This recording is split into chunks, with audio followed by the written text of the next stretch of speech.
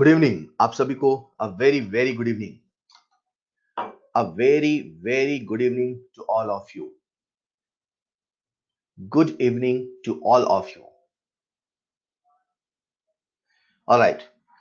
कल हम लोग बात कर रहे थे factors affecting rate of reaction पे। ठीक है, तो factors affecting rate of reaction की जो हम बात कर रहे थे, तो उसमें हमने बहुत सारे बेसिक बेसिक फैक्टर पढ़े। आदित्य बेटा, सुधांशु, ये सारे सवाल अपन लास्ट में डिस्कस करेंगे, नहीं तो कल हमारी डिस्कशन क्लास होगी, वहां बातें करेंगे। क्लियर? ये सारे सवाल आप लिखते चलो, ठीक है? वो लास्ट बात है, पहले पढ़ ले अपना जो काम है, फिर सारी बातें लास्ट में करेंगे। ओके, सारी बातें खूब बातें करेंगे लास्ट में, पहले पढ़ाई करते हैं। सबसे पहले बेटा मैं आपको याद दिला दूं, हम कल क्या पढ़ रहे थे। हम कल बात कर रहे थे factors affecting rate of reaction. तो factors affecting rate of reaction में हमने कई सारे पहलुओं पे बात की, बहुत सारे बेसिक बेसिक फैक्टर्स पे बात करी। ये सारे फैक्टर इतने बेसिक थे कि हम कॉलिजन थ्योरी की बेसिक कंसेप्ट से समझ सकते हैं। क्या? अगर कभी रेट ऑफ रिएक्शन को बढ़ाना है तो Z को बढ़ाना है, क्योंकि जैसे ही कॉलिजन फ्रीक्वेंसी बढ़ती है तो प्रोबेबिलिटी ऑफ इफेक्टिव कॉलिजन बढ़ता है। प्रोबेबिलिटी ऑफ इफेक्टिव कॉलिजन बढ़ता है। कहीं ना कहीं जब मैं आपको ये सारी बातें बता रहा था तो मैंने कहा ऐसा होगा तो ऐसा होगा, हम इसी पॉइंट को सोच रहे थे कब प्रोबेबिलिटी ऑफ इफेक्टिव कॉलिजन बढ़ेगा। बच्चों, उन सभी सीरीज में एक सबसे इंपॉर्टेंट पॉइंट जो टेम्परेचर है वो रह गया है। मैं आज आपको सिखाने वाला हूं टेम्परेचर के बदलने से रेट ऑफ रिएक्शन कैसे बदलता है। मुझे आप सबका पूरा ध्यान चाहिए। शुरू का जो 40 मिनट है वो पूरा थ्योरी का है। लिसन केयरफुली, 3-4 फॉर्मूले आएंगे, उन्हें याद करने की कोशिश करना है, लेकिन वो जो फील है उसके लिए ध्यान से सुनना है। आज मैं आपको सिखाने वाला हूं टेम्परेचर के बदलने से कैसे रेट ऑफ रिएक्शन बदलता है। जब मैं आपको इफेक्ट ऑफ टेम्परेचर पढ़ाऊंगा तो सबसे पहले मैं आपको एक फैक्ट बताऊंगा। जैसे मैंने कहा माउंट एवरेस्ट की हाइट है 8,848 मीटर, तो है, उसमें इफ एंड बट का सवाल नहीं आता। तो सबसे पहले आपको मैं फैक्ट बताऊंगा, वो है तो है, आपको मानना है हाँ ऐसा है, ऐसा ही होता है। लेकिन हम साइंस पढ़ रहे हैं, साइंस में हर फैक्ट की एक वजह होती है, किसी न किसी एक्सपेरिमेंट से आया कंसेप्ट होता है। सबसे पहले मैं आपको एक फैक्ट बताऊंगा, वो फैक्ट कहां से निकल के आया, उससे रिलेटेड एक एक्सपेरिमेंट बताऊंगा। जब मैं आपको ये दोनों समझा दूंगा तो कैसे एक साइंटिस्ट ने इक्वेशन देके इन सभी चीजों को बहुत आसानी से समझाया, मैं आपको वो इक्वेशन बताऊंगा। इन 3 लेवल में हम लोग effect of temperature on rate of reaction पढ़ते हैं। बच्चों, रेट ऑफ रिएक्शन कई सारे फैक्टर्स के बदलने से बदलता है। आज हम टेम्परेचर की बात कर रहे हैं, तो चलो आओ पढ़ते हैं टेम्परेचर के बदलने से रेट ऑफ रिएक्शन कैसे बदलता है। बच्चों, मैं आपको एक अच्छी बात बताऊं, जब हम टेम्परेचर बढ़ाते हैं तो टेम्परेचर के बढ़ाने से रेट ऑफ रिएक्शन बढ़ जाता है। बच्चों, आप सब जानते हो कि जो रेट ऑफ रिएक्शन होता है वो रेट कांस्टेंट के डायरेक्टली प्रोपोर्शनल होता है। मतलब अगर रेट कांस्टेंट बढ़ रहा है तो रेट ऑफ रिएक्शन भी बढ़ रहा है। बच्चों, सबसे पहले मैं आपको फैक्ट बताऊंगा। तो फैक्ट ये है कि टेम्परेचर के बढ़ाने से रेट ऑफ रिएक्शन ऑलवेज बढ़ता है। मेरी बातों को गौर करिएगा, रेट ऑफ रिएक्शन बढ़ता नहीं है, रेट ऑफ रिएक्शन ऑलवेज बढ़ता है। चाहे रिएक्शन एक्सोथर्मिक हो चाहे रिएक्शन एंडोथर्मिक हो, सभी रिएक्शंस का रेट टेम्परेचर के बढ़ने से बढ़ता है। जैसे ही मैं ये पॉइंट कहता हूं, एक बच्चा मुझसे डाउट पूछता है, सर जब आपने हमें इक्विलिब्रियम चैप्टर पढ़ाया था तो आपने हमें ऐसा बताया था कि अगर एंडोथर्मिक रिएक्शन है तो टेम्परेचर के बढ़ाने से फॉरवर्ड चली जाती है, अगर एक्सोथर्मिक रिएक्शन है तो टेम्परेचर के बढ़ाने से बैकवर्ड चली जाती है, लेकिन आज तो आप हमें बता रहे हैं कि टेम्परेचर के बढ़ाने से ऑलवेज रेट ऑफ रिएक्शन बढ़ता है। सर क्या ये दोनों बातें कॉन्ट्राडिक्टरी नहीं है? मैंने कहा नहीं है, ये भी अपनी जगह सही है, वो भी अपनी जगह सही है। जब मैंने आपको इक्विलिब्रियम पढ़ाया था वहां मैंने टेम्परेचर के बदलने से डायरेक्शन बताया था। आज मैं डायरेक्शन नहीं बता रहा हूं, आज मैं स्पीड बता रहा हूं। मैं आपको ये नहीं बता रहा हूं कि टेम्परेचर के बढ़ाने से रिएक्शन कहां जाएगी, मैं तो ये बता रहा हूं वो जिधर जाएगी जल्दी जाएगी। मतलब अगर उसकी टेंडेंसी फॉरवर्ड जाने की है तो टेम्परेचर और बढ़ाते जाओगे तो फॉरवर्ड और जल्दी जल्दी जाएगा। अगर उसकी टेंडेंसी बैकवर्ड जाने की है तो जब टेम्परेचर बढ़ाओगे तो बैकवर्ड और जल्दी जल्दी जाता जाएगा। मैंने कहा टेम्परेचर के बढ़ाने से जो रेट ऑफ रिएक्शन है वो सदैव ही बढ़ता है। फर्क इससे नहीं पड़ता है कि रिएक्शन एक्सोथर्मिक था कि एंडोथर्मिक था। सर क्या इसे हम फील कर सकते हैं? बिल्कुल फील कर सकते हैं बच्चों। ये जो मैंने आपको फैक्ट बताया इसे बेशक फील कर सकते हैं। इसे ऐसे समझते हैं बच्चों, हम लोग जब कॉलिजन थ्योरी पढ़ते हैं तो कॉलिजन थ्योरी में हम लोग गैसियस रिएक्शन लेके चलते हैं। बच्चों आप सब इतना तो जानते होंगे कि जो गैसियस होती हैं उनका जो एवरेज काइनेटिक एनर्जी होता है वो टेम्परेचर का फंक्शन होता है। एक्चुअली होता क्या है, जैसे ही हम टेम्परेचर को बढ़ाते हैं तो गैसेस का एवरेज काइनेटिक एनर्जी बढ़ जाता है। उनकी एनर्जी बढ़ गई है, जैसी एनर्जी बढ़ती है तो जो नंबर ऑफ कॉलिजन है वो ज्यादा होता है। पहले ऐसे ऐसे हो रहा था, टेम्परेचर बढ़ा दिया तो एनर्जी बढ़ गई तो नंबर ऑफ कॉलिजन ज्यादा हो गया। नंबर ऑफ कॉलिजन ज्यादा हो गया यानी कि कॉलिजन फ्रीक्वेंसी ज्यादा हो गया। अरे जब कॉलिजन फ्रीक्वेंसी ज्यादा होगा तो प्रोबेबिलिटी ऑफ इफेक्टिव कॉलिजन भी तो ज्यादा होगा। प्रोबेबिलिटी ऑफ इफेक्टिव कॉलिजन ज्यादा होगा, जिसके होने की संभावना ज्यादा है वो होता ज्यादा है। वो हो कोई जरूरी नहीं है, पर जिसके होने की संभावना ज्यादा है अक्सर वही होता है। बच्चों जब टेम्परेचर बढ़ाते हैं तो एवरेज काइनेटिक एनर्जी बढ़ता है, जिसकी वजह से कॉलिजन फ्रीक्वेंसी बढ़ता है and hence probability of effective collision बढ़ता है। खैर मैंने तो अभी आपको एक फैक्ट बताया, उसे फील कराया। फैक्ट ये था कि टेम्परेचर के बढ़ाने से रेट ऑफ रिएक्शन बढ़ता है, चाहे एक्सो हो चाहे एंडो हो, सदैव बढ़ता है। एक बच्चे ने मुझसे पूछा सर क्या हम ये जान सकते हैं कितना बढ़ाने से कितना बढ़ता है? मैंने कहा बिल्कुल जान सकते हैं। मैंने आपको फिर से एक फैक्ट बताया बच्चों, जब जब टेम्परेचर 10 डिग्री सेल्सियस या 10 केल्विन से बढ़ाया जाता है, जब जब टेम्परेचर 10 डिग्री सेल्सियस या 10 केल्विन से बढ़ाया जाता है तो मैं आपको एक फैक्ट बता रहा हूं कि जो रेट ऑफ रिएक्शन होता है वो 2 to 3 टाइम्स होता है। ऐसा पाया गया, ऐसा ऑब्जर्व किया गया। टेम्परेचर के बढ़ाने से रेट ऑफ रिएक्शन बढ़ता है। कितना बढ़ाने से कितना बढ़ता है? सर जब 10 डिग्री सेल्सियस बढ़ाएंगे तो 2 से 3 गुना होगा। सर 15 16 17 बढ़ाएंगे तब? बताता हूं, पहले 10 को तो समझो।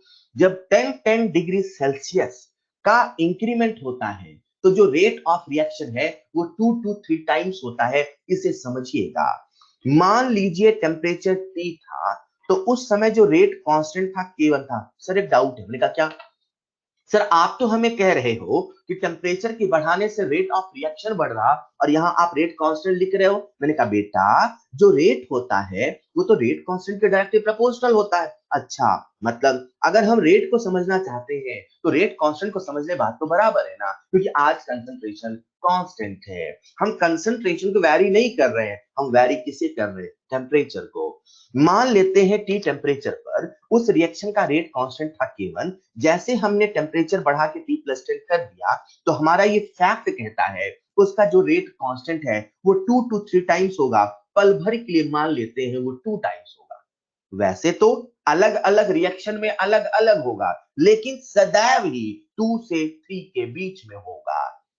लेकिन हम मान लेते हैं कि अगर पहले K1 था तो अभी जो K2 है वो है 2K1। मतलब अगर हम K2 और K1 का रेशियो निकालते हैं तो वो कितना आता है? 2। बेटा 10 डिग्री सेल्सियस टेम्परेचर या 10 केल्विन टेम्परेचर के डिफरेंस पर 10 डिग्री सेल्सियस या 10 केल्विन टेम्परेचर के डिफरेंस पर जो ये रेट कांस्टेंट का रेशियो होता है बच्चों, यही टेम्परेचर कोफिशिएंट म्यू होता है। म्यू है क्या? Ratio of rate constant of a reaction at two different temperature which will be differ by 10 degree Celsius or 10 Kelvin। मतलब अगर कभी आपसे सवाल कहे ये टेम्परेचर कोफिशिएंट है क्या? कुछ नहीं सर, रेट कांस्टेंट का रेशियो है। किसी भी टेम्परेचर पे रेट कांस्टेंट नहीं सर, 10 डिग्री सेल्सियस या 10 केल्विन का डिफरेंस होना चाहिए। मैंने कहा बहुत बढ़िया। तो आओ इसे ऐसे फील करते हैं बच्चों। एक सेकंड।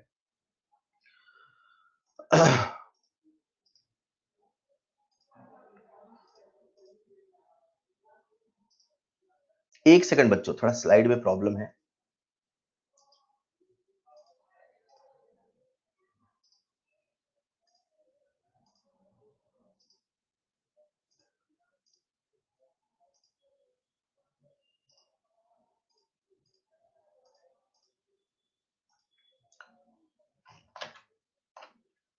ऑलराइट, तो आओ इसे ऐसे फील करते हैं, एक छोटे एग्जांपल की मदद से फील करते हैं। मैंने कहा जब हम टेम्परेचर बढ़ाते हैं तो रेट कांस्टेंट बढ़ जाता है। 10 डिग्री सेल्सियस या 10 केल्विन के चेंज से रेट कांस्टेंट 2 to 3 टाइम्स हो जाता है। आओ इसे एक छोटे से एग्जांपल से फील करते हैं, मुझे आप सबका आंसर भी चाहिए होगा। मान लेते हैं टेम्परेचर है 10 डिग्री सेल्सियस का, उस समय जो रेट कांस्टेंट है वो है के। जैसे ही टेम्परेचर को मैंने 10 डिग्री सेल्सियस या 10 केल्विन से बढ़ा दिया, मतलब यहां पर जो डिफरेंस है वो डिफरेंस है 10 का, तो टेम्परेचर 10 डिग्री सेल्सियस से बढ़कर हो गया 20 डिग्री सेल्सियस। मैं आप सबसे पूछ रहा हूं, बताओ रेट कांस्टेंट कितना होगा? जैसे ही टेम्परेचर 20 हो गया तो बताओ रेट कांस्टेंट कितना होगा? 2 to 3 टाइम्स। अभी 2 to 3 ना बोलो, एक नंबर बोलो 2 टाइम्स, राइट? ये जो म्यू है जिसे हम टेम्परेचर कोएफिशिएंट बोल रहे हैं, केवल 2 बोलो, मन में रहे 2 से 3 के बीच में हो सकता है, पर जब 2 to 3 बोलो थोड़ा लंबा हो जाता है, तो छोटा बोले 2 बोले, राइट? मतलब अपन कह सकते हैं ये 2 टाइम्स होगा। आपने कहा सर ये 2 टाइम्स होगा, ये जो 2 टाइम्स है क्या यही टेम्परेचर कोएफिशिएंट म्यू है? क्योंकि आज म्यू 2 टाइम्स था इसलिए 2 के हुआ, अगर म्यू 3 टाइम्स होता तो 3 के होता। क्लियर? ठीक है, हमने टेम्परेचर को फिर से 10 से बढ़ा दिया तो टेम्परेचर हो गया 30 डिग्री सेल्सियस। मैं आप सबसे पूछता हूं, बताओ अब रेट कांस्टेंट कितना होगा? टेम्परेचर हो चुका है 30, बताओ रेट कांस्टेंट कितना होगा? बिल्कुल सही जवाब दिया सर, पहले वाले का दुगना होगा। पहले कितना था 2 के, तो अभी कितना होगा 4 के। हमने टेम्परेचर को फिर से बढ़ा दिया, 40 डिग्री सेल्सियस हो गया, बताओ अभी कितना होगा? सर पहले वाले का दुगना होगा यानी कि 8 के। हमने टेम्परेचर फिर से बढ़ा दिया, 50 डिग्री सेल्सियस तक पहुंचा दिया, बताओ अभी रेट कांस्टेंट कितना होगा? सर पहले वाले का दुगना होगा यानी कि 16 के। बेटा हमने ये जो रेट कांस्टेंट लिखा है ये अलग अलग टेम्परेचर पे कैसे बढ़ता गया उसके बेसिस पे लिखा है, और हम ये लिख पाए क्योंकि हमें म्यू पता था। हमें पता था म्यू 2 टाइम्स है, म्यू 2 है, इसीलिए हम ऐसा लिख पाए। क्लियर? बच्चों मैं आप सबसे एक सवाल पूछ रहा हूं, अगर मैं इस के को यहां 2 की पावर 0 लिख दूं चलेगा? यहां 2 की पावर 1 लिख दूं चलेगा? यहां 2 की पावर 2 लिख दूं चलेगा? यहां 2 की पावर 3, यहां 2 की पावर 4 लिख दूं चलेगा? बोलो चलेगा? चलेगा। बच्चों आप सब एक चीज को समझिएगा, अगर मैं इसे 16 के को K2 बोल देता हूं और इसे पल भर के लिए मैं K1 बोल देता हूं, तो आप सब समझ गए होंगे मैं यहां पर ऐसा लिख सकता हूं। कैसा? अगर मैं K2 बाई K1 निकालता, राइट यहां लिख रहा हूं, अगर मैं K2 बाई K1 लिखता तो शायद वो 16 ही तो होता, और 16 को अगर हमने 2 की पावर 4 लिख लिया होता तो क्या कोई दिक्कत होता? अगर हमने 16 को 2 की पावर 4 लिख लिया होता तो क्या कोई दिक्कत होता? बेटा नहीं होता। बेटा ये जो 2 है, ये जो 2 है, 2 की पावर 2, 2 की पावर 3, 2 की पावर 4, राइट? ये जो 4 आ रहा कैसे आ रहा? सुनिएगा ध्यान से, 10 से 20 यहां पे जो डिफरेंस है, यहां पे जो डिफरेंस है कितने का है? 10 डिग्री सेल्सियस का। 10 से 30 डिफरेंस कितने का है? टेम्परेचर का डिफरेंस कितने का है? सर 20 डिग्री सेल्सियस का। 10 से 40 डिफरेंस कितने का है? सर 30 का। 10 से 50 डिफरेंस कितने का है? 40 का। ऐसा नहीं लग रहा ये जो 2 की पावर 4 लिखा है इसे हम 2 की पावर 40 बाई 10 लिख दे चलेगा? ऐसा नहीं लग रहा ये जो 40 है इसे हम डेल्टा टी बाई 10 लिख दे चलेगा? ऐसा नहीं लग रहा ये जो ट्यू है उसे म्यू लिख दे चलेगा? ऐसा नहीं लग रहा हमने बातों बातों में K2 और K1 में रिलेशन निकाल लिया, बशर्ते टेम्परेचर 10-10 डिग्री सेल्सियस से बढ़ाया गया हो। मतलब हमने एक फॉर्मूला बना लिया, अगर 10-10 डिग्री सेल्सियस के इंक्रीमेंट पर हमसे कभी रेट पूछता है, हमसे कभी रेट कांस्टेंट पूछता है, तो अपन एक सिंपल सा फॉर्मूला लगाएंगे, R2 by R1 बराबर A2 by K1 बराबर म्यू की power delta T by delta 10 delta T by 10। बच्चों सवाल में अक्सर म्यू गिवन होता है, कभी कभी म्यू नहीं गिवन होता है, तो उसे आपको 2 मान लेना है। मतलब अगर किसी प्रॉब्लम में value of mu is not specified तो उसे आप कितना मान लेंगे अपने से 2, राइट। उसी प्रकार से अगर कभी किसी सवाल में टेम्परेचर नहीं दिया होगा तो उसे आप कितना मान लेंगे बच्चों 25 डिग्री सेल्सियस अपने से। क्लियर? मेरी बात को सुनिएगा, जब कभी हम टेम्परेचर को बढ़ाते हैं तो रेट ऑफ रिएक्शन बढ़ता है। कितना बढ़ाने से कितना बढ़ता है समझाने के लिए मैंने आपको एक फैक्ट बताया, जब जब टेम्परेचर 10 डिग्री सेल्सियस या 10 केल्विन से बढ़ाते हैं तो रेट कांस्टेंट 2 से 3 गुना तक हो जाता है। यहां पे हमने टेम्परेचर कोएफिशिएंट और एक जनरल फॉर्म में फॉर्मूला बना लिया। आपके मन में एक सवाल तो आया होगा, सर 10 डिग्री सेल्सियस बढ़ाने से रेट कांस्टेंट 2 से 3 गुना होता है, आखिर ऐसा क्यों होता है? हाँ, हमें याद हो गया, आपने फैक्ट बताया, हमें याद हो गया, पर मन में सवाल है आखिर ऐसा क्यों होता है? बच्चों ये समझाने के लिए मैं आपको समझाने जा रहा हूं एक एक्सपेरिमेंट जिसका नाम है Maxwell and Boltzmann distribution curve. Maxwell और बोल्ट्जमैन ने इस चीज का स्टडी किया और इसे समझने के लिए उन्होंने ग्राफ बनाया, राइट। इस ग्राफ से उन्होंने इस चीज को एक्सप्लेन किया आखिर ऐसा ही क्यों होता है। कैसा एक्सप्लेन किया वो समझने के लिए आओ चलते हैं उनके ग्राफ में। उनका जो ग्राफ था देखने में कुछ ऐसा था, मुझे आप सबका ध्यान चाहिए। ये जो ग्राफ है बच्चों, अगर आप ध्यान से देखें, ये जो वाई एक्सिस है इसमें लिखा है फ्रैक्शन ऑफ मॉलिक्यूल। ये मॉलिक्यूल का नंबर नहीं है, ये फ्रैक्शन है। फ्रैक्शन को हम ऐसे फील करते हैं, मान लीजिए अपने पास टोटल 100 मॉलिक्यूल है, राइट। मान लीजिए टोटल 100 है, 100 कुछ नहीं है, मतलब वहां 10 की पावर 25 10 की पावर 28 के ऑर्डर की बात हो रही है यार। तो अपन बस फील के लिए 100 है, तो ये जीरो वाला पॉइंट है। जैसे जैसे हम वाई एक्सिस में ऊपर जा रहे हैं वैसे वैसे फ्रैक्शन ऑफ मॉलिक्यूल बढ़ रहा है, मतलब 1/100 2/100 3/100 4/100 20/100 एंड सो ऑन, राइट। मतलब आप समझ सकते हैं ये जो फ्रैक्शन है इसकी मैक्सिमम वैल्यू कितनी होगी 1। और वो कब होगी सर? वो तभी होगी जब वो 100/100 होगा, यानी कि 1। मतलब इस वाई एक्सिस में कहीं एक ऐसा पॉइंट होगा जो 100/100 या 1 होगा। तो उन्होंने क्या किया, एक ग्राफ बनाया। जो ग्राफ बनाया उन्होंने सबसे पहले किसी टेम्परेचर टी पे बनाया। किसी टेम्परेचर टी पे ये जो लाल लाल मैं ग्राफ बना रहा हूं आपके सामने अगर नजर आ रहा हो, ये जो लाल वाला ग्राफ बनाया ये उन्होंने किसी टेम्परेचर टी पे बनाया। किसने बनाया? मैक्सवेल और बोल्ट्जमैन ने, राइट। ये जो ग्राफ बनाया ये किसी टेम्परेचर टी पे बनाया, fraction of molecule versus kinetic energy पे बनाया। क्लियर? बच्चों सुनिएगा ध्यान से, ये फ्रैक्शन को रिप्रेजेंट कर रहा। तो ये जो इसका टॉप मोस्ट पॉइंट है, राइट, इस टॉप मोस्ट पॉइंट पर ये जो पॉइंट आएगा ये पॉइंट एक नंबर को बताएगा, एक फ्रैक्शन को बताएगा। लेट्स एज्यूम वो 60/100 है। मतलब टोटल कितने मॉलिक्यूल है? 100। 100 में से 60 ऐसे मॉलिक्यूल हैं जिनकी काइनेटिक एनर्जी ये वाली है, जिनकी काइनेटिक एनर्जी ये वाली है। और ये जो काइनेटिक एनर्जी है इसे एक स्पेशल नाम देते हैं। वो नाम कैसे देते हैं वो समझाने के लिए मैं आप सबसे एक छोटा सा सवाल पूछ रहा हूं कॉमन सेंस का, राइट। सवाल ये है बच्चों, मान लो हमारे पास टोटल 100 मॉलिक्यूल है।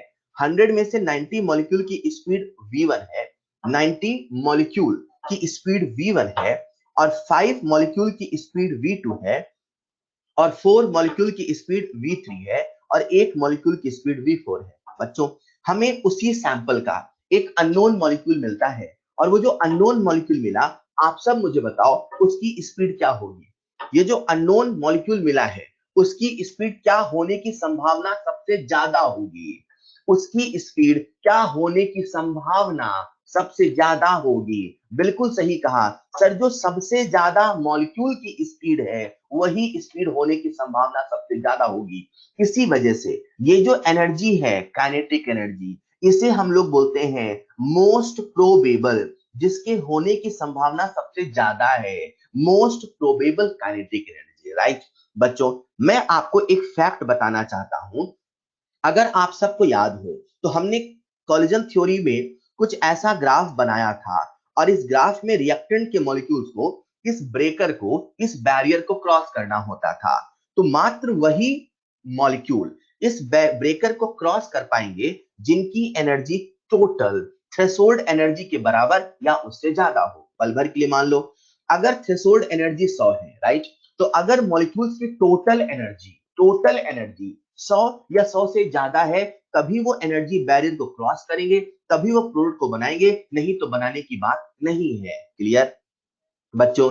एक्चुअली में होता क्या है, काइनेटिक एनर्जी और थ्रेशोल्ड एनर्जी में एक रिलेशन होता है। मतलब ऐसा इमेजिन करो, जब थ्रेशोल्ड एनर्जी 100 है, ऐसा इमेजिन करो उस समय काइनेटिक एनर्जी 80 होना चाहिए।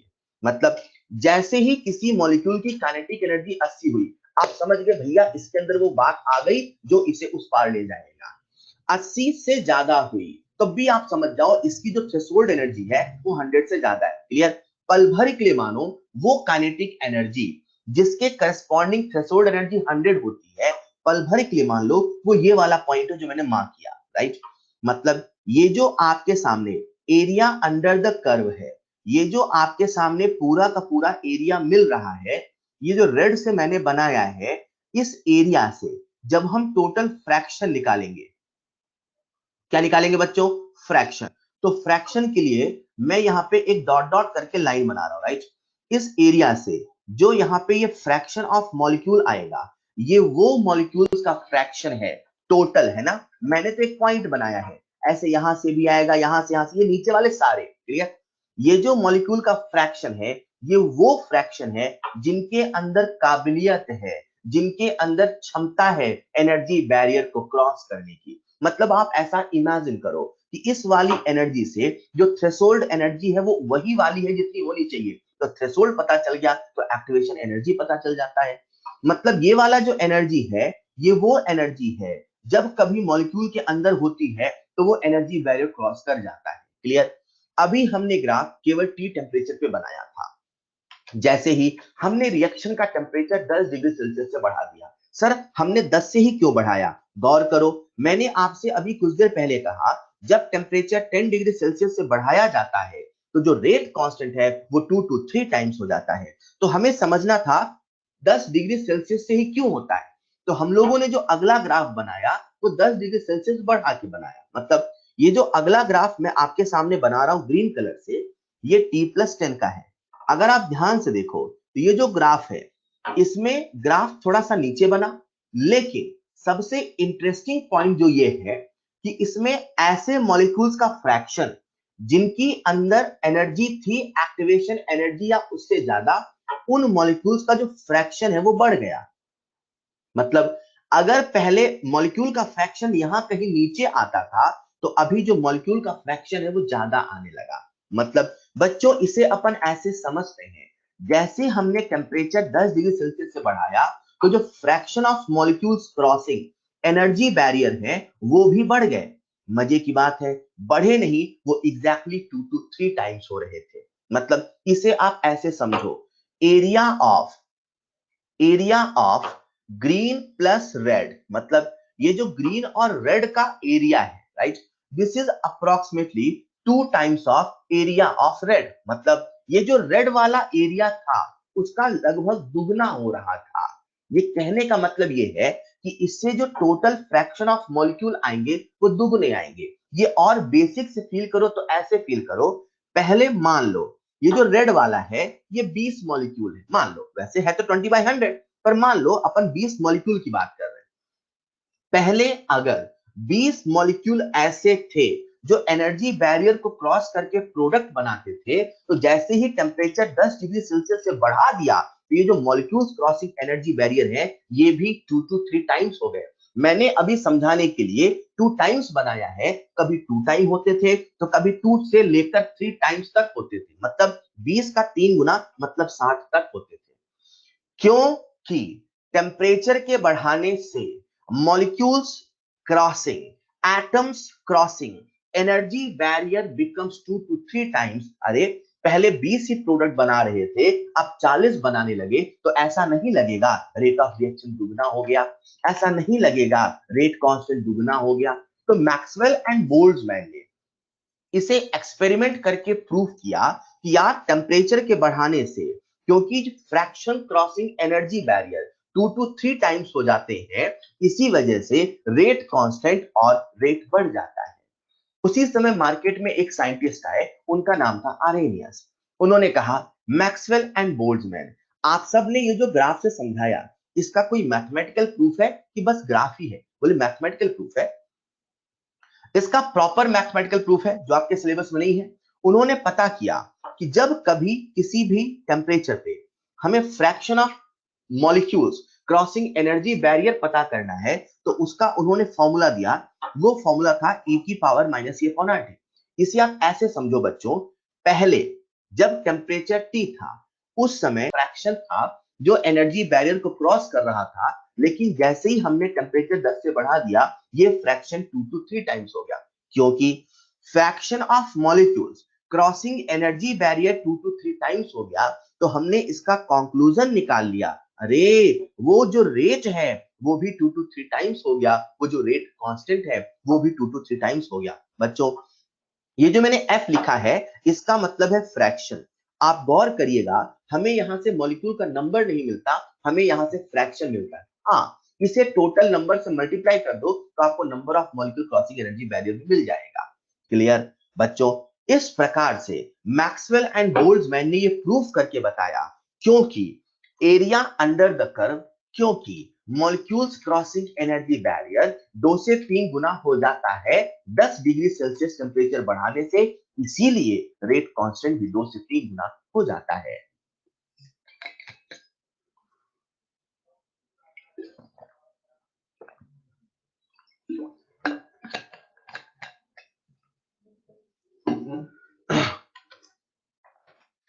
सबसे पहले मैं आपको एक फैक्ट बताऊंगा, बता दिया टेम्परेचर के बढ़ाने से रेट ऑफ रिएक्शन बढ़ता है।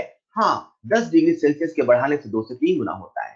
सबसे पहले मैं आपको एक फैक्ट बताऊंगा, उस फैक्ट को जस्टिफाई करने वाला एक एक्सपेरिमेंट बताऊंगा और एक साइंटिस्ट की कहानी सुनाऊंगा। उसी समय मार्केट में एक साइंटिस्ट आए, उनका नाम था आरेनियस। उन्होंने कहा मजा आ गया। हमने कहा कैसे? बोले देखो बड़ी सिंपल सी बात है यार। मैंने कहा क्या? बोले जो रेट होता है वो रेट कांस्टेंट का प्रोपोर्शनल होता है। मैंने कहा सही है। और किसी भी रिएक्शन का जो रेट कांस्टेंट होता है वो कॉलिजन फ्रीक्वेंसी के प्रोपोर्शनल होता है। हम शुरू से ये तो कह रहे थे, जब कॉलिजन होगा ज्यादा तो प्रोबेबिलिटी ऑफ इफेक्टिव कॉलिजन होगा ज्यादा, और जब प्रोबेबिलिटी ऑफ इफेक्टिव कॉलिजन होगा ज्यादा तो मॉलिक्यूल क्रॉसिंग एनर्जी बैरियर भी होगा ज्यादा। आर्हेनियस साहब ने इसी कंसेप्ट को पकड़ लिया। बोले जो रेट कांस्टेंट है वो कॉलिजन फ्रीक्वेंसी के डायरेक्टली प्रोपोर्शनल होता है। तो अपन ऐसे फील करते हैं, बेटा जितनी ज्यादा कॉलिजन फ्रीक्वेंसी होगी, आप सबको जवाब देना है, जितनी ज्यादा कॉलिजन फ्रीक्वेंसी होगी, क्या क्या रेट ऑफ रिएक्शन उतना ज्यादा हो सकता है? मतलब जो रेट है क्या वो कॉलिजन फ्रीक्वेंसी की डायरेक्टली प्रोपोर्शनल है? हाँ बिल्कुल है। अच्छे बताओ, खूब टकराए खूब टकराए खूब टकराए, लेकिन जो प्रोडक्ट बनाने की प्रोबेबिलिटी है, जो प्रोडक्ट बनाने की संभावना है, वो बहुत बहुत कम है। तो जब संभावना बहुत कम होगी तो रेट भी तो कम होगी। अरे टकराना भी जरूरी है और इफेक्टिव कॉलिजन का संभावना ज्यादा होना भी जरूरी है, उनकी प्रोबेबिलिटी ज्यादा होनी चाहिए। तो आर्यनियस साहब ने कहा हाँ, जो के है वो जेड के प्रोपोर्शनल भी है, वो पी के भी प्रोपोर्शनल है।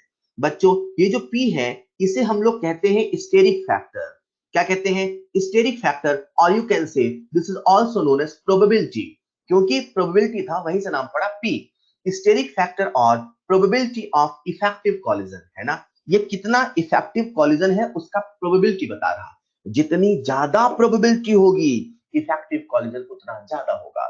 आर्यनियस साहब ने कहा जो के है वो जेड के प्रोपोर्शनल है, जो के है वो पी के प्रोपोर्शनल है। तो लोगों ने कहा खूब टकराए खूब टकराए खूब टकराए, खूब प्रोबेबिलिटी है खूब प्रोबेबिलिटी है खूब प्रोबेबिलिटी है, लेकिन जो मॉलिक्यूल्स क्रॉसिंग एनर्जी बैरियर है वो नहीं है। नहीं, टकराना भी जरूरी है, उनका इफेक्टिव कॉलिजन होने का प्रोबेबिलिटी भी जरूरी है, और मॉलिक्यूल्स क्रॉसिंग एनर्जी बैरियर भी ज्यादा होने चाहिए। मतलब जो के है वो प्रोपोर्शनल टू ई की पावर माइनस ए अपॉन आर टी है। बोलो हाँ या ना? जो के है वो प्रोपोर्शनल टू ई की पावर माइनस ए अपॉन आर टी है। बोलो हाँ या ना? मतलब ये वाला कहानी है, k proportional to A proportional B proportional C. Arrhenius साहब ने इन तीनों प्रोपोर्शनलिटी को ऐड कर दिया। बोले भाई ई की power minus E upon R T. बोले आज से दुनिया इसी इक्वेशन को पढ़ेगी और वो अलग अलग टेम्परेचर पे अलग अलग की वैल्यू बताएगी। बोले ऐसा लिखूंगा तो मजा नहीं आएगा, दुनिया मुझे याद नहीं करेगी, तो उन्होंने क्या किया, z इंटू पी को एक नया कांस्टेंट दे दिया। आप समझ सकते हैं उस कांस्टेंट का नाम क्या रखना ऑब्वियस है, जिस साइंटिस्ट ने बनाया उसी के नाम पे जाएगा, मतलब a बोले तो आर्हेनियस कांस्टेंट। तो k बराबर a इंटू ई की पावर माइनस सी अपॉन आर टी। बच्चों ये जो इक्वेशन आप सबके सामने लिखी है यही है most famous equation, Arrhenius equation. हम लोग क्या पढ़ रहे हैं, हम लोग ये पढ़ रहे हैं कि टेम्परेचर के बदलने से रेट कैसे बदलता है, रेट कांस्टेंट कैसे बदलता है। टेम्परेचर के बदलने से रेट कांस्टेंट बदलता है, फैक्ट है। 10-10 डिग्री सेल्सियस के बढ़ने से 2 से 3 गुना होता है, फैक्ट है। यूं ही किसी टेम्परेचर पे के निकालना है तो आर्हेनियस इक्वेशन लगाना, सिंपल सा आंसर आएगा, फैक्ट है। बच्चों अपने सामने एक इक्वेशन आ चुकी है, k बराबर a इंटू ई की power minus e upon R T. अब तो हम इस इक्वेशन के साथ खेलने वाले हैं, लेकिन खेलने के पहले हम थोड़ा इसका मतलब समझ लेते हैं। एक मिनट यार, स्लाइड में थोड़ा प्रॉब्लम है बेटा।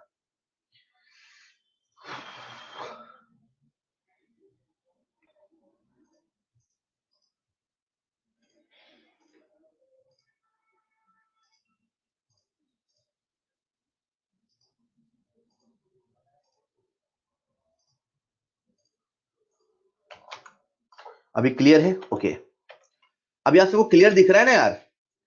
आप सबको क्या अभी क्लियर दिख रहा है? क्लियर दिख रहा है क्या आप सबको? ऑल राइट, ऑल राइट, ठीक है, ठीक है। चलिए, तो अपने सामने एक इक्वेशन आ चुकी है, a बराबर a इंटू ई की power minus e upon R T. के बराबर a इंटू ई की power minus e upon R T. चलो इस इक्वेशन को पहले समझ लेते हैं बच्चों। ये जो k है वो क्या है, रेट कांस्टेंट। ये जो E है वो क्या है, एक्टिवेशन एनर्जी। ये जो R है वो क्या है, गैस कांस्टेंट। जो T है वो क्या है, टेम्परेचर। हमारी तो आदत है टेम्परेचर हमेशा किस में लिखना है, केल्विन में। चलो बात करते हैं ए का। बोलो ए का नाम क्या होना चाहिए? सर सबसे पहले तो आर्हेनियस कांस्टेंट। सुनो ना, ये जो ई है क्या इसे एक्सपोनेंशियल बोलते हैं? और जो इंग्लिश का नियम होता है, जो पहले आता है उसे प्री बोलते हैं, जो बाद में आता है उसे पोस्ट बोलते हैं। तो ए क्योंकि एक्सपोनेंशियल के पहले आया तो इसे हम प्री एक्सपोनेंशियल फैक्टर भी कहते हैं।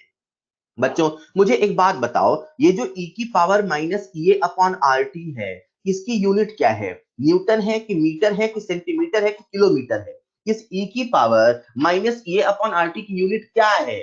मैं आपसे पूछ रहा हूं इसकी यूनिट क्या है, इसकी यूनिट क्या है?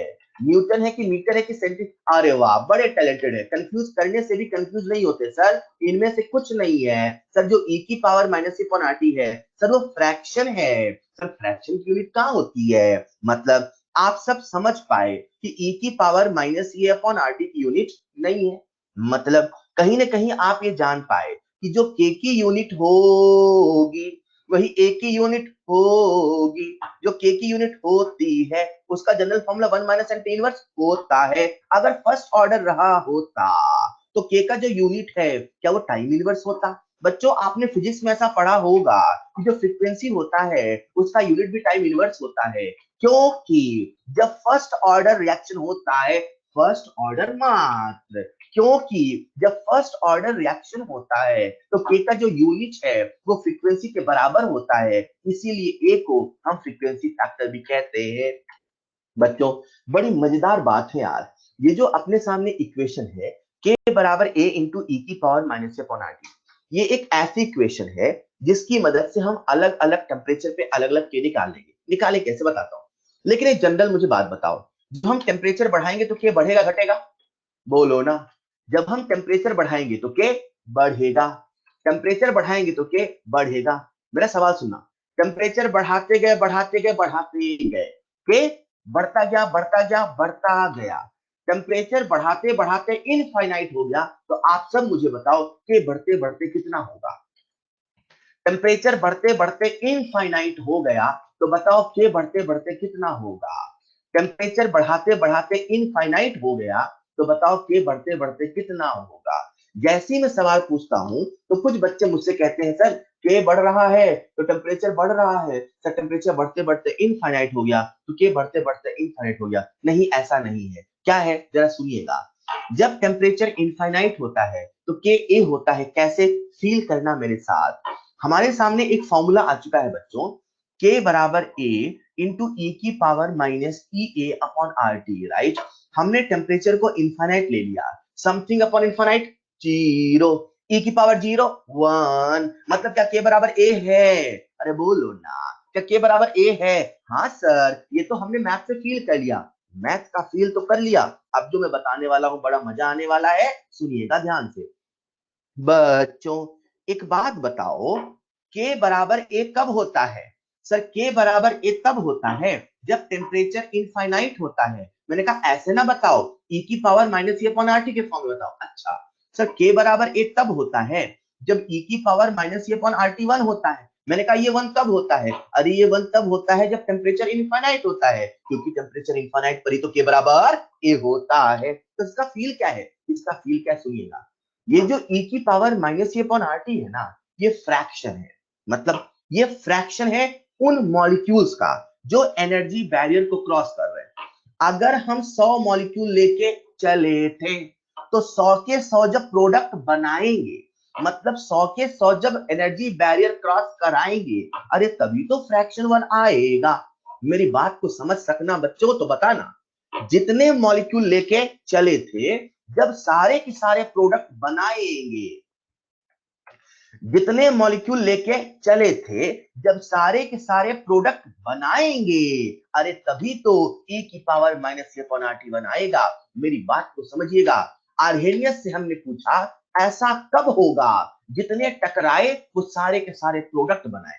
बोले ऐसा तब होगा जब e की power minus e upon RT 1 होगा। हमने कहा ऐसा कब होगा? बोले जब टेम्परेचर इनफाइनाइट होगा, मतलब ऐसा कभी नहीं होगा।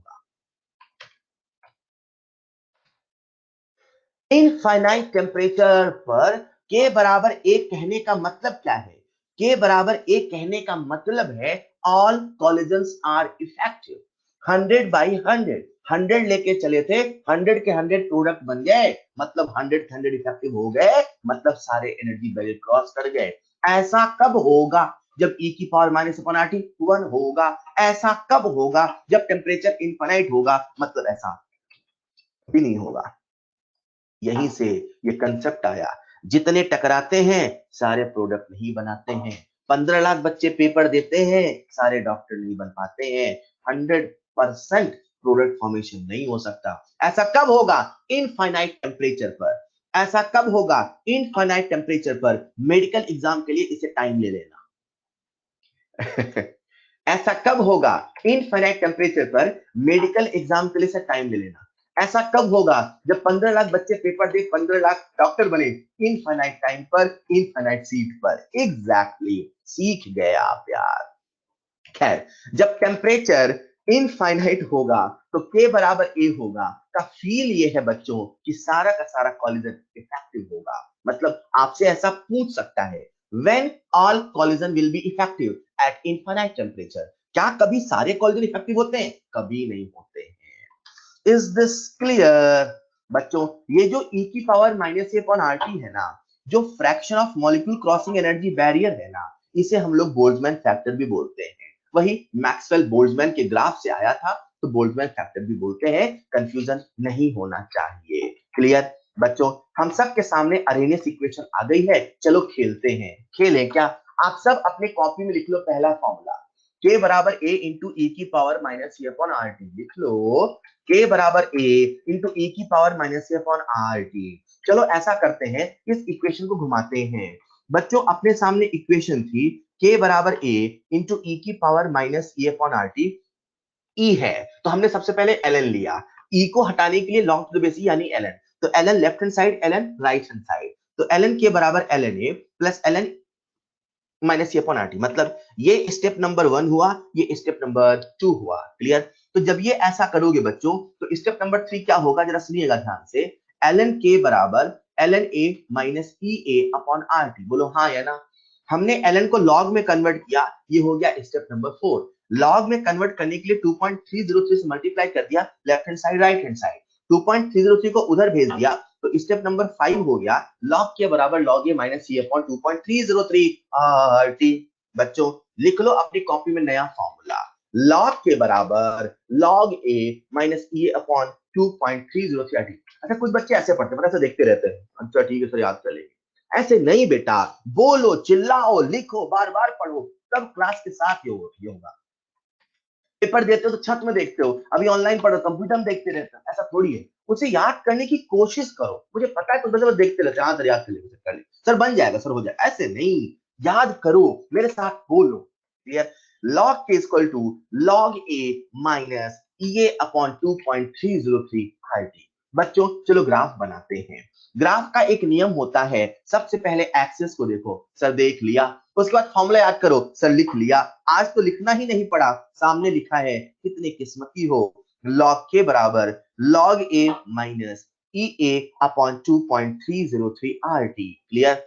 सबसे पहले एक्सिस को देखो, सर देख लिया, फॉर्मूला याद कर लो, कर लिया, स्टैंडर्ड इक्वेशन से कंपेयर करो, जो log k है क्या वो y एक्सिस है, 1/t क्या वो x एक्सिस है, x के पहले लिखा क्या वो स्लोप है, इधर लिखा क्या वो c है, क्या ग्राफ y बराबर माइनस mx प्लस c है, क्या ग्राफ गिरता हुआ बनेगा। बच्चों मैं आपसे एक सवाल पूछ रहा हूं, अगर आप सीख गए तो मुझे जवाब देना, ये जो c है, ये जो कांस्टेंट है, बताओ उसकी वैल्यू कितनी है, ये जो c है, ये जो कांस्टेंट है, बताओ उसकी वैल्यू कितनी है, कांस्टेंट की वैल्यू कितनी है, अरे वाह, कांस्टेंट की वैल्यू है log a। बच्चों इसका स्लोप कितना है, सर स्लोप है माइनस ea अपॉन 2.303 r, बोलो हाँ या ना, माइनस ea अपॉन 2.303 r। बच्चों मेरा अगला सवाल है, अगर ये ग्राफ, अगर ये ग्राफ हमने log वर्सेस 1/t में नहीं बनाया होता, हमने ln k वर्सेस 1/t में बनाया होता, बोलो बच्चों क्या ग्राफ बनाने में कोई चेंज आता? नहीं सर, ग्राफ तो वैसा ही बना होता, तो फिर चेंज कहां आता? अगर ये ग्राफ हमने log k वर्सेस 1/t में नहीं बनाकर हमने ln k वर्सेस 1/t में बनाया होता, तो बच्चों आप मुझे बताओ इसमें चेंज कहां आया होता? सर चेंज आया होता स्लोप में। स्लोप में क्या चेंज आता? सर जहां 2.303 लिखा है वो नहीं आया होता, सर स्लोप बराबर माइनस ए अपॉन 2.303 नहीं आया होता, माइनस ए बाई आर आया होता, माइनस ए बाई आर आया होता। यस और नो? मतलब ध्यान से एक्सिस को देखना है, एक्सिस को आपको समझना है, एक्सिस बदलती है तो सवाल में आप कभी कभी 2.303 लिखते हो तो कभी नहीं लिखते हो। क्लियर? ठीक है साहब, अपने सामने दो फॉर्मूले हो गए, चलो और खेलते हैं, खेलते हैं। बच्चों आगे बढ़ने के पहले मैं आपको एक गोल्डन पॉइंट बता देता हूं, जो आर्हेनियस पैरामीटर ए होता है, जो एक्टिवेशन एनर्जी ये होता है, ये दोनों ही टेम्परेचर पर डिपेंड नहीं होता है। ना तो आर्हेनियस पैरामीटर ना तो एक्टिवेशन एनर्जी ये टेम्परेचर पर डिपेंड नहीं करता। सवाल कितना भी घुमाएगा, कितना भी फंसाएगा, कितना भी हंसाएगा, समझ जाना ए और ई ए टेम्परेचर पर डिपेंड नहीं करता। मतलब हम लोग क्या करते हैं बच्चों, ये जो हमारे सामने आर्हेनियस की इक्वेशन आई है उसे अलग अलग टेम्परेचर पे ऐसा बना लेते हैं ताकि हम एक्टिवेशन एनर्जी कैलकुलेशन कर पाए। मैं आप सबसे एक सवाल पूछ रहा हूं, वो लॉग वाली इक्वेशन बोलना जरा, लॉग के बराबर बोलो ना, log A minus E A upon 2.303 RT, बोलो हाँ या ना। जब हम टेम्परेचर बदलेंगे तो इस इक्वेशन में क्या के बदलेगा? जब हम टेम्परेचर बदलेंगे तो क्या, सर वही तो पढ़ रहे हैं, टेम्परेचर बदलने से कैसे बदलता है, वो नहीं बदलेगा तो फिर पढ़ क्या रहे। ऑलराइट, टेम्परेचर के बदलने से क्या के बदलेगा? सर 101% बदलेगा। टी के बदलने से क्या ए बदलेगा? टी के बदलने से क्या ए बदलेगा? ना ना ना। टी के बदलने से क्या ई बदलेगा? ना ना ना। टी के बदलने से क्या टी बदलेगा? सर वही तो बदल रहे हैं। क्या आर बदलेगा? ना। क्या 2.303 बदलेगा? सर टेम्परेचर के बदलने से नंबर बदला होता तो हमने कभी ठंडी तो कभी गर्मी में मैथ पढ़ा होता। टेम्परेचर के बदलने से नंबर नहीं बदलता है। मेरा कहने का मतलब है, जब हम इक्वेशन लिखेंगे तो T1 टेम्परेचर पे K1 T1, T2 temperature K2 T2, दोनों को माइनस कर देंगे, माइनस करने पर माहिर है ही सही। जब दोनों को माइनस करते हैं तो अपने सामने आती है world famous equation, log K2 by K1 बराबर EA upon 2.303 R under bracket 1 by T1 minus 1 by T2 under bracket 1 by T1 minus 1 by T2। बच्चों अगर आप सबको याद हो, हमने ऐसी ही एक मिलती जुलती इक्वेशन पढ़ी थी वो इक्विलिब्रियम में, जिसका नाम रखा था वॉन ऑफ इक्वेशन। बच्चों एक्चुअली जो वॉन ऑफ इक्वेशन है ना, यहीं से डिराइव होती है, उसका डेरिवेशन नहीं बताते, सिलेबस में नहीं, एनसीईआरटी में, इसलिए बाकी डिराइव यहीं से होती है। आपको मैं हिंट दे देता हूं, EAF माइनस EAB बराबर डेल्टा H होता है। तो जब रिवर्सिबल रिएक्शन होती है ना, तो जहां EA है वहां EF माइनस EAB आता है, वो डेल्टा H होता है और वहीं से आ जाता है, राइट। खैर, अपन ने तो एक फॉर्मूला और लिख लिया, अपने सामने 3 फॉर्मूले हैं, बोलो क्या। log k बराबर log a minus c upon 2.303 RT। Main formula बोलो ना, k बराबर a into e power minus c upon RT। अलग अलग टेम्परेचर पे अलग अलग k है, तो log k2 by k is equal to a upon 2.303 r into 1 upon t1 minus 1 upon t2। आसान है क्या बच्चों? बच्चा रट के जाता है तीनों इक्वेशन, एग्जाम में आता है एक नया इक्वेशन, रट के जाता है कुछ, आता है कुछ, समझ नहीं पाता क्या है। मैं आप सबसे एक सवाल पूछ रहा हूं, मुझे आप सबसे जवाब चाहिए। 1/x का डिफरेंशिएशन क्या है? 1/x का डिफरेंशिएशन क्या है? मैं आप सबसे सवाल पूछ रहा हूं, 1/x का डिफरेंशिएशन क्या है? यकीन मानो, जब भी मैं सवाल पूछता हूं तो लाइन से बच्चे गलत आंसर देते हैं। आधे कहते हैं सर ln x, आधे कहते हैं भैया इंटीग्रेशन नहीं पूछा है, डिफरेंशिएशन पूछा है। आप चुल्लू भर पानी बता रहे हो, इंटीग्रेशन नहीं पूछा है, इसे कहते हैं फोकस। और मैं जानबूझ के पहले ये पूछता हूं, तो उससे चेक हो जाता है आपका कितना ध्यान है। तो समझ में आ गया, ध्यानवान कुछ नहीं है। खैर, तो हमने आपसे इंटीग्रेशन नहीं पूछा था, हमने आपसे पूछा था डिफरेंशिएशन, राइट। तो कैसे डिफरेंशिएट करते हो सर? इसे हम x माइनस 1 कह देते हैं सर, माइनस 1 को इधर ले आते हैं तो सर यहाँ -1 -2 हो जाता है सर, -1 इंटू एक्स माइनस 2, कुछ ऐसा हम डिफरेंशिएट करते हैं, बोलो हाँ या ना। बच्चों ये जो हमारे सामने अर्हेनियस इक्वेशन थी ना, उसे भी डिफरेंशिएट कर रहे हैं सर। क्यों कर रहे हो? अरे एग्जाम में आता है इसलिए कर रहे हैं, तो ठीक है। तो डिफरेंशिएशन किसके रिस्पेक्ट में करें? बदल कौन रहा? टेम्परेचर। यही तो हम पढ़ रहे हैं ना, टेम्परेचर के बदलने से कैसे बदल रहा है। क्लियर? ये जो इक्वेशन थी k बराबर a इंटू e की पावर माइनस अपॉन RT, सबसे पहले इसे अपन ने ऐसे लिख लिया, ln k बराबर ln a minus upon RT। इस पूरी इक्वेशन को हमने टेम्परेचर के रिस्पेक्ट में डिफरेंशिएट किया। क्लियर?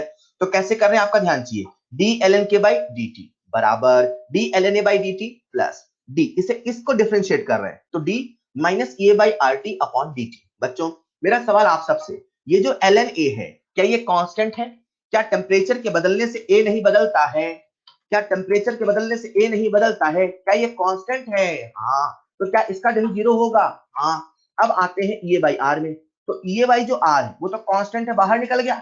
और जो 1/t है, तो 1/t का डिफरेंशिएशन क्या? वही 1/x, मतलब -t -2। तो -t -2, ये वाला जो माइनस था इसके साथ प्लस हो गया, तो अपने पास बचा t -2। मतलब देखने में कुछ ऐसा हुआ, ई A by are into t -2, जिसे हमने सिंप्लीफाई कर दिया, बन गया d ln k by dt बराबर e अपॉन RT स्क्वायर। बच्चों ये जो आपके सामने लिखा है, ये आर्हेनियस इक्वेशन का डिफरेंशियल फॉर्म है। बच्चा रट के जाता है, ये एग्जाम में आता है, ये सवाल पूछता है क्या ये आर्हेनियस इक्वेशन है? बच्चा कहता है नहीं, अरे ये भी आर्हेनियस इक्वेशन है, रूप बदल के आ गया। ये भी आर्हेनियस इक्वेशन है, रूप बदल के आ गया। हमारा एग्जाम बहुरूपिया है, एक ही कंसेप्ट को घुमा घुमा के रूप बदल के पूछता है। बहुत अच्छे सुधांशु, सुधांशु कह रहा सर इसको भी रट के जाऊंगा। बहुत अच्छे।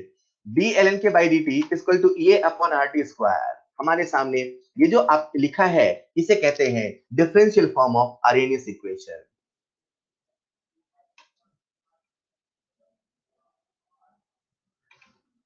नितिन सोचो, प्रथम रट्टा मार खुशियां हजार, ये तो अपना मंत्र है। रट्टा मार खुशियां हजार, ये तो अपना मंत्र है। अब कोई बच्चा कसम खा के बैठे सर हम नहीं रट रहे फॉर्मूला, तो ठीक है मत रटो, कोई दिक्कत नहीं। राइट, चलिए तो ये सारी बातें हो गई आर्हेनियस इक्वेशन के डिफरेंट डिफरेंट फॉर्म पे। आओ चलो कुछ सवाल करते हैं, इन कंसेप्ट को और पक्का करते हैं। मैं मान के चल रहा हूं कि आप सबके सामने वो फॉर्मूले लिखे होंगे, ठीक है। 4 फॉर्मूले हैं, ये लिखे होंगे, कैसे यूज करना है, कैसे याद करना है, अभी याद होगा। आप तो बस याद करने की कोशिश करते रहो। आप सबके सामने किस स्क्रीन पर है पहला सवाल। सोचो आकाश बेटा सोचो, नहीं तो कल डिस्कशन है फिर अपन बात करेंगे।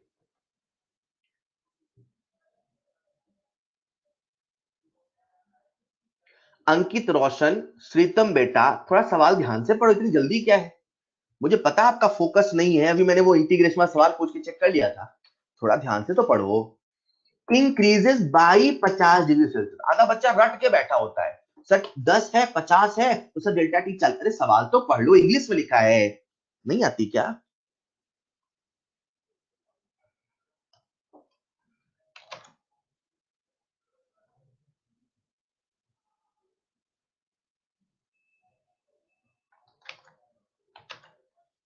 सवाल में हमें म्यू नहीं दिया है, तो म्यू कितना मान लेंगे? 2।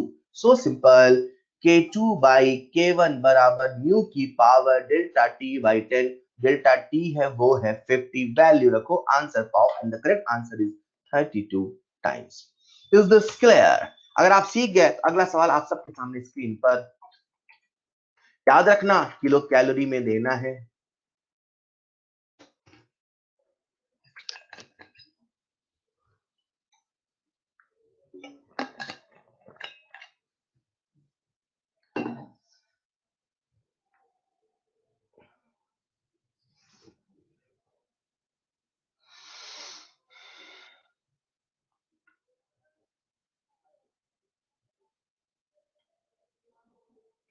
एरावत, सुभाष, आशुतोष, मोहम्मद सकलैन, सुमन बेटा कैलकुलेशन चेक करें, सुधांशु, अब्दुल, बहुत सारे बच्चों ने लाइन से, विवेक, विजेंद्र, आप लोगों ने कैलकुलेशन थोड़ा चेक करो ना, आपने कैलोरी में आंसर दिया, उसे किलो कैलोरी में कन्वर्ट करो, बहुत बढ़िया, शानदार शानदार, बहुत आसान है। एलन के वर्सेस 1/t, अभी मैंने आपसे बताया था जब ग्राफ एलन के वर्सेस 1/t है तो जो स्लोप है वो हो जाएगा minus E A by R, कुछ नहीं करना था, minus E A by R बराबर माइनस 2000 करना था, माइनस माइनस प्लस, तो ई ए बराबर 2000 इंटू आर 2 कैलोरी, लेकिन आंसर आपसे पूछा है किलो कैलोरी में, तो 1000 से डिवाइड कर देते, आंसर आ जाएगा 4 किलो कैलोरी पर मोल लगभग।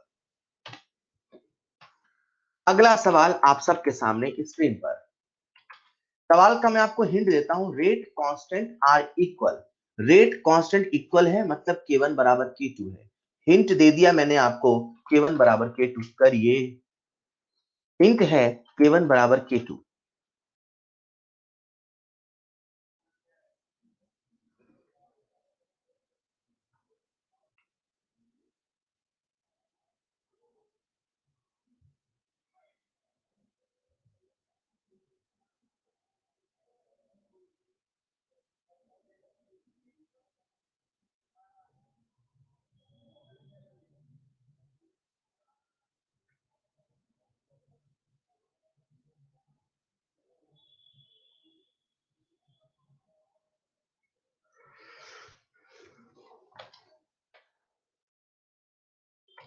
अरे अभी तक तो आंसर आ गया होगा यार, k1 बराबर k2 करिए ना, 10 की पावर 16 इंटू ई की पावर माइनस 2000 बाई टी बराबर 10 की power 14 into minus 1000 by T, solve नहीं कर पा रहे हो, 16 14 नीचे ले आओ, 10 की पावर 2 ई की power minus 1000 by T upon e की पावर माइनस 1000 बाई टी ऊपर भेज दो, तो क्या हो जाएगा, 10 की पावर 2 बराबर ई की पावर 1000 बाई टी, यार एल एल लो फिर लॉग लो, सॉल्व करो ना, कहाँ कैलकुलेशन है भाई, बहुत बढ़िया, लाइन से मुझे बच्चों ने सही आंसर दिया, very very good, very very good, line से सही आंसर दिया बच्चों ने। ये सवाल केमिस्ट्री का है ही नहीं, ये सवाल तो मैथ का है, इक्वेट करना था, कहाँ केमिस्ट्री का सवाल है बताओ मुझे, कौन सा फॉर्मूला लगाया अपन ने, सब दिया है, इक्वेट तो कर रहे हैं, ये सवाल केमिस्ट्री का होना ही नहीं चाहिए, खैर ये आया हुआ सवाल है, मैथ का सवाल है, और अपन ने सिंपली से सॉल्व किया, एलएन लेके सॉल्व करेंगे, बाद में लॉग में कन्वर्ट करेंगे, तो हमने एलएन लिया, लॉग लिया, आंसर आता है 217 केल्विन अप्रॉक्स, आंसर आप सबके सामने है स्क्रीन पर।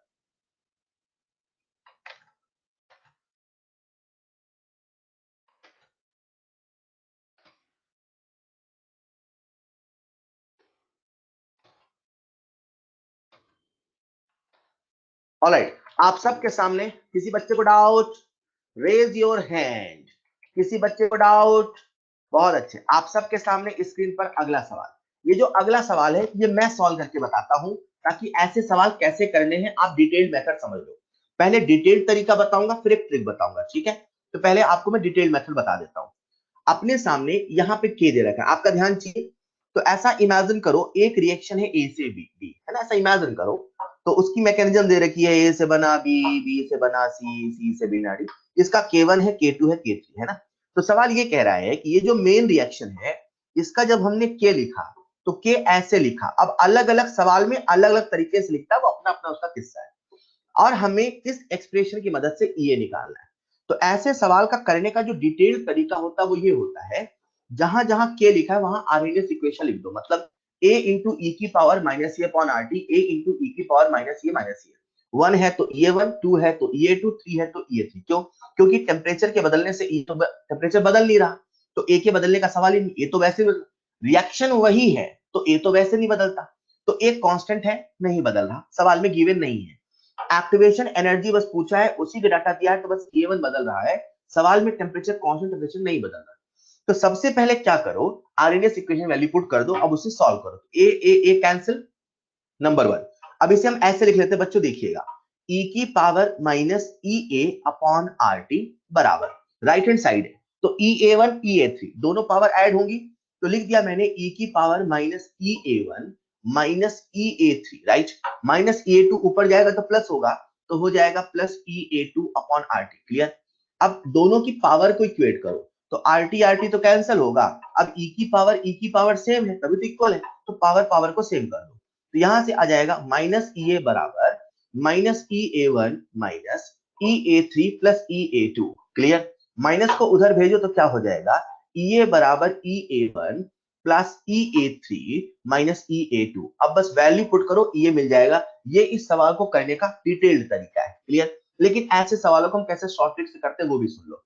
तो शॉर्ट ट्रिक ये है बच्चा, जब भी कभी हमें के का एक्सप्रेशन दिया तो एक रूल बना लो, जब के मल्टीप्लीकेशन में हो, जब के मल्टीप्लीकेशन में हो मतलब मल्टीप्लाई हो, तो जो ए है वो ऐड होगा, ओके। जब के डिवाइड है, डिवीजन में है, तो जो ए है वो सब्ट्रैक्ट होगा, जो ए है वो सब्ट्रैक्ट होगा। अगर कभी के की पावर n है तो जो ए है वो n इंटू ए होगा। आओ इसे एक एग्जांपल से समझते हैं।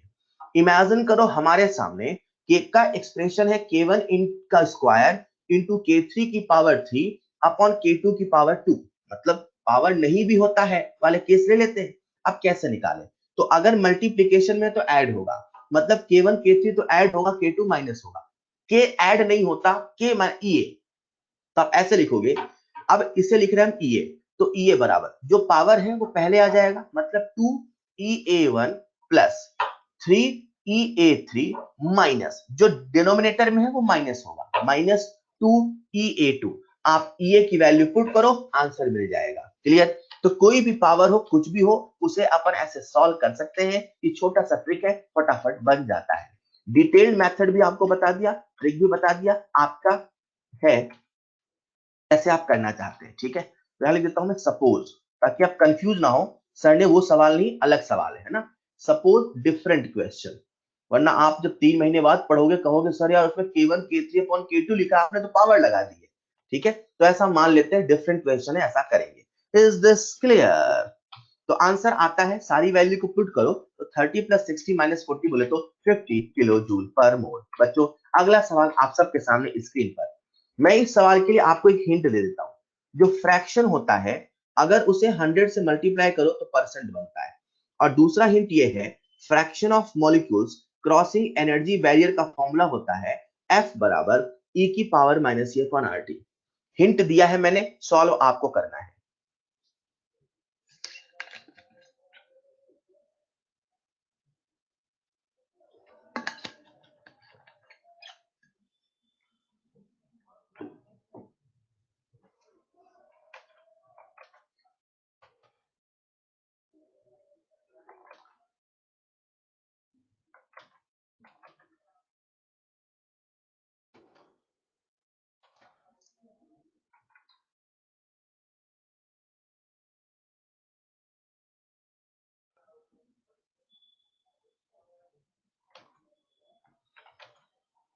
बहुत बढ़िया, सबसे पहले सही आंसर दिया साहिल दीप सिंह ने। बेटा मैं सॉल्व करूं, आपका ध्यान चाहिए। सवाल में अपने को परसेंट दे रखा है ऐसे मॉलिक्यूल का जो एक्टिव है, इसको समझिए ना। ये आपको उन मॉलिक्यूल्स का परसेंट दिया है जो एनर्जी बैरियर को क्रॉस कर रहे हैं, राइट। मतलब आपने क्या सोचा यार, अपने को परसेंट दिया है, फ्रैक्शन चाहिए, तो आप तुरंत समझ गए जो फ्रैक्शन होता है उसके लिए परसेंट अपॉन 100 कर दो। मतलब आपको जो फॉर्मूला याद है फ्रैक्शन का, वो फॉर्मूला है e की power minus e upon R T, पर सवाल में फ्रैक्शन का डाटा दिया नहीं, परसेंट है, तो परसेंट को 100 से डिवाइड कर दो, क्या बन जाएगा, फ्रैक्शन। मतलब 0.001 को हम लोग लिख सकते हैं 10 की पावर माइनस 3 अपॉन 100 यानी कि 10 की पावर 2 बराबर e की power minus E A upon R T. खेल खत्म बेटा। 10 की पावर माइनस 3, 10 की पावर 2 ऊपर जाएगा, 10 की पावर माइनस 2, 10 की पावर माइनस 1। बच्चों हम इसे लिख सकते हैं 10 की पावर माइनस 5 बराबर e की power minus E upon R T. दोनों तरफ ln लो, फिर log लो, फिर सॉल्व करो, आपके सामने ये आ जाएगा। इसे सॉल्व तो कर ही सकते हैं ना आप लोग, नहीं कर सकते क्या?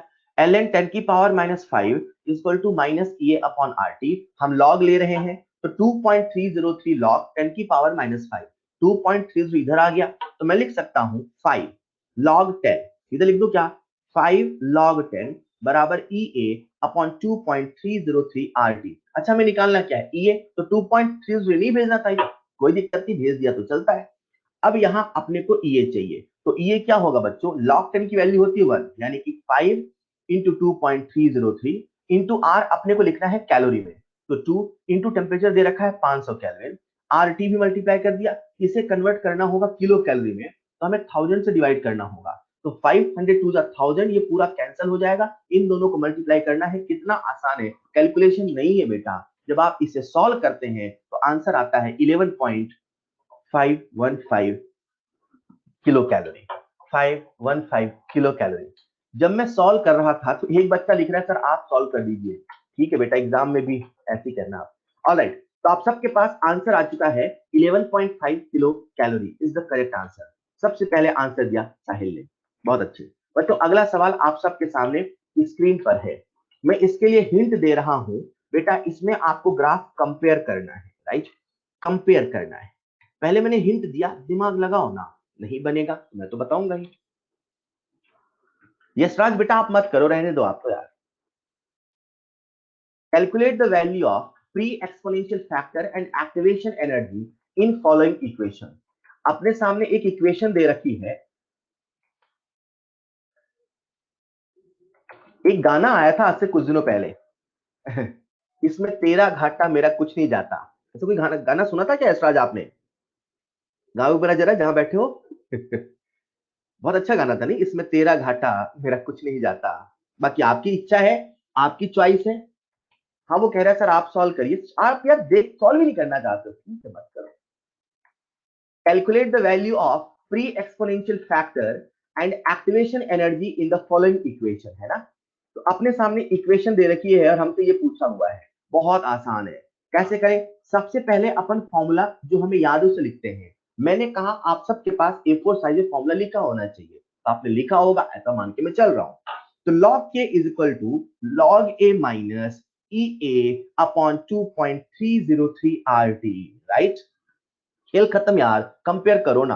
अपने को यहां दे रखा है log के बराबर 6 माइनस 2000 बाई टी, कंपेयर करो, जो 6 है वो क्या है, log a, ये पूरा का पूरा क्या है, ये अपॉन 2.3 आर टी। कितना आसान है, चलो कंपेयर करते हैं। तो log a बराबर 6 है, यानी a की वैल्यू 10 की पावर 6 है। अब इसे कंपेयर करो, जब इसे कंपेयर करोगे तो E A upon 2.303 R T is equal to 2000 by T, T से टी कैंसिल होगा। ये पूछा है, सभी लोग सॉल्व कर सकते हो बेटा, सॉल्व करना तो चाहो तब तो। बहुत बढ़िया, मुझे बहुत सारे बच्चों ने लाइन से आंसर दिया, जो ये आता है 9.2 kilo calorie, right, 9.2 kilo calorie. बहुत अच्छे बच्चों जो सॉल्व कर रहे हैं, very very very good.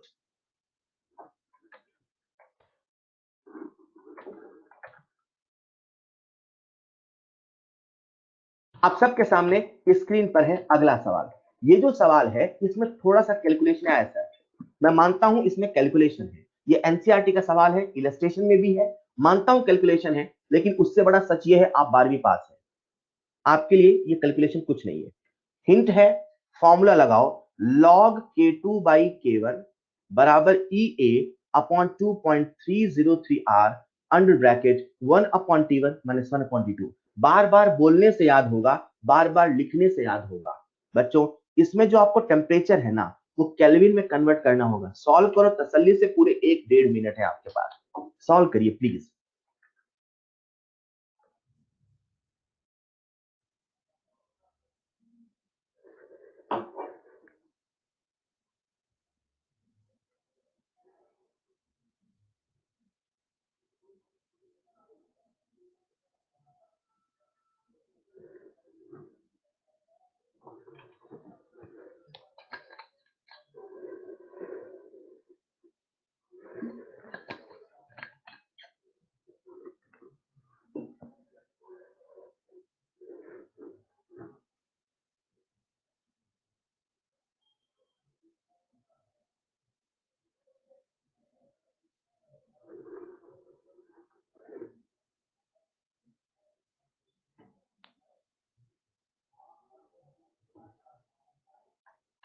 Abdul Zaid ने इस सवाल का आंसर सबसे पहले बिल्कुल सही दिया।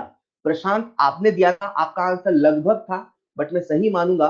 एक्यूरेट आंसर देने वाले जो बच्चे हैं, अंकित रोशन, अब्दुल जैद, नवदीप बेटा आपका भी आंसर अप्रॉक्स है, विकास मीणा एग्जैक्ट सही है, सौरभ कुमार अप्रॉक्स है, बहुत बढ़िया बेटा। कैलकुलेशन था, मैंने पहले ही कहा ना, वो तो ये था कि भाई ये एक्सट्रीम लेवल कैलकुलेशन है, इससे ज्यादा आ ही नहीं सकती। बेटा फॉर्मूला लगाओ, वैल्यू पुट करो, आंसर पाओ, खुशी के गीत गाओ, और कुछ नहीं करना है।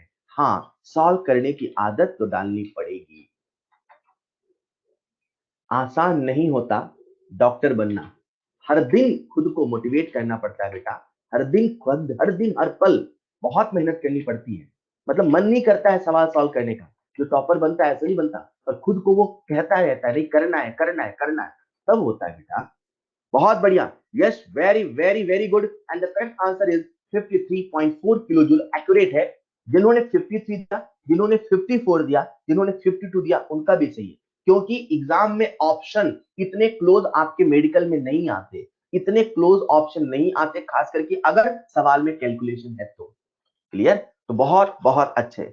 आप सबके सामने बच्चों स्क्रीन पे अगला सवाल। अगला सवाल बेहद ही आसान, कोई कैलकुलेशन नहीं है, ट्रिकी है, देखते हैं कौन इसका आंसर देता है।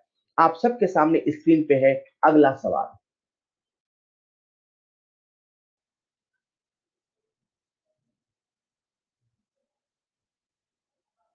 हर्षित कुमार, सोच के आंसर दो बेटा, थोड़ा दिमाग लगाओ। हाँ दीपक, दे सकते थे, बट सवाल में बोला था किलो जूल एक्चुअली।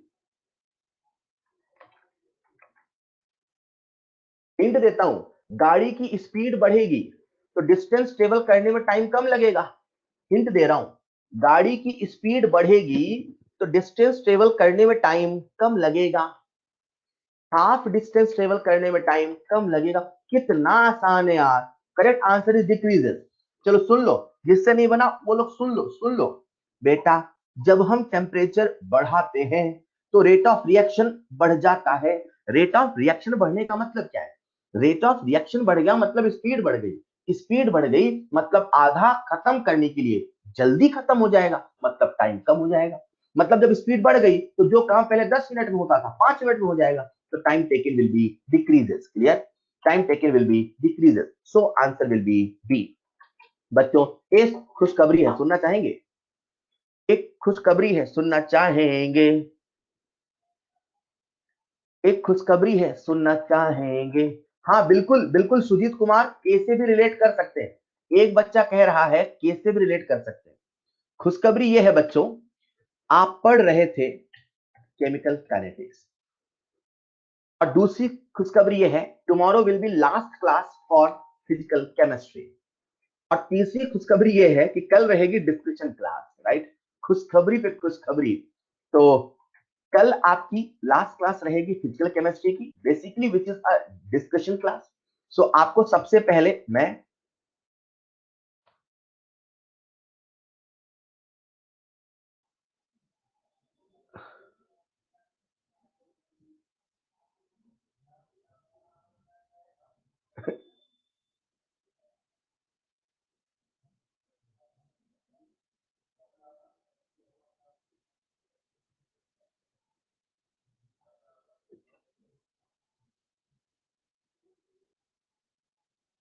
ऑलराइट,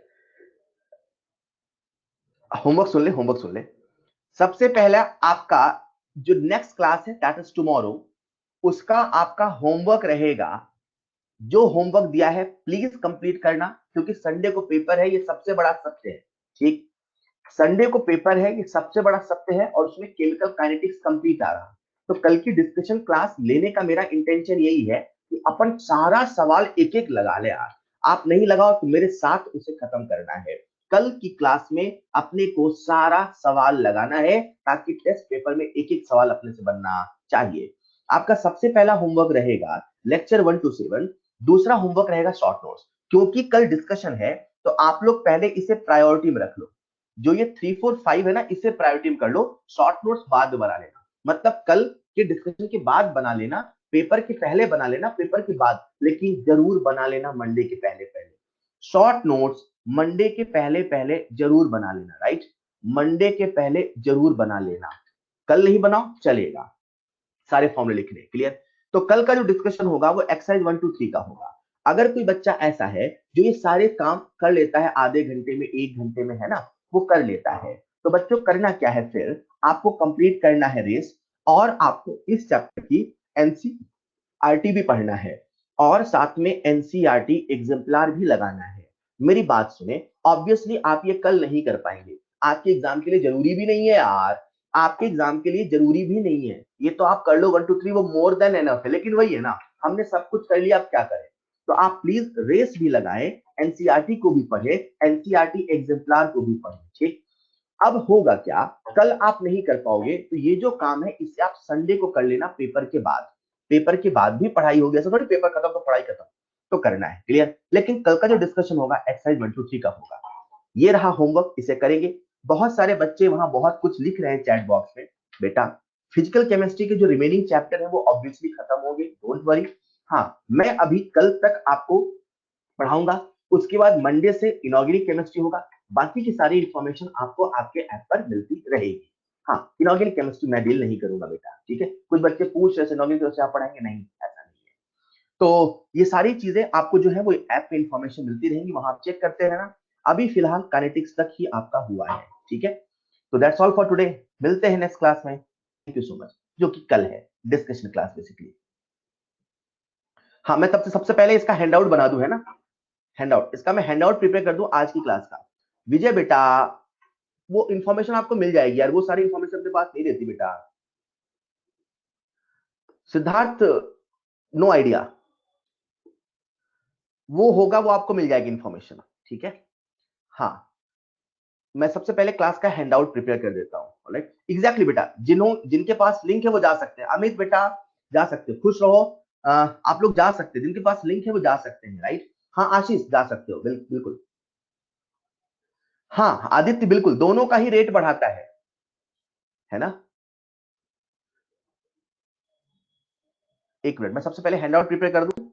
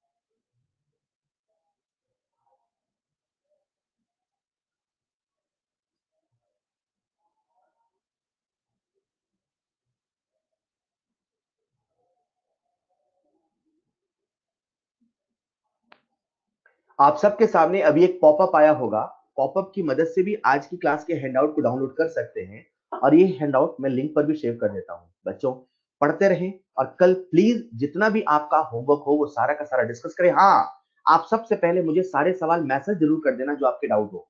ये मैं कहना रह गया कि आपके जो भी सवाल के डाउट हो आप मुझे मैसेज जरूर करिएगा, ताकि उन्हें मैं कॉमन डाउट्स लेके कल डिस्कस कर लूं, राइट।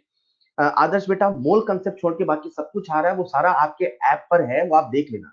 प्रथम Sharma, this is not in our control. आप पढ़ते रहे पूरी ताकत से, ठीक है। तो आज के लिए इतना ही। अनुराग, वो सब आपको इन्फॉर्मेशन मिल जाएगी, मेरे पास कोई इन्फॉर्मेशन नहीं है, मैं एक लाइन कह रहा हूं, कोई इन्फॉर्मेशन नहीं, right. So that's all for today, मिलते हैं नेक्स्ट क्लास में। Thank you so much.